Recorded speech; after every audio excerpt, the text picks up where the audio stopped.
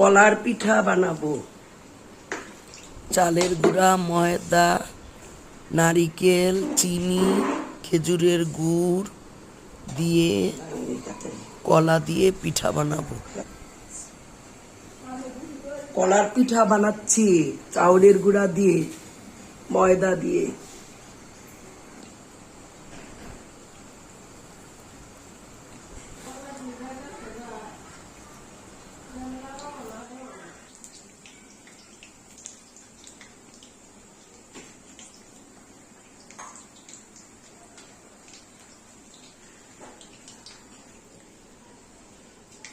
কলা দিয়ে, গুড় দিয়ে, নারিকেল দিয়ে, চাউলের গুঁড়া, ময়দা সবকিছু দিয়ে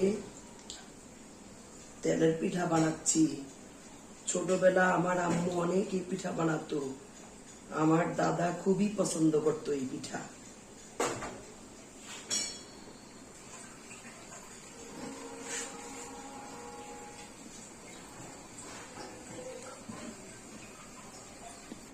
কলার পিঠা বানিয়ে শেষ করেছি।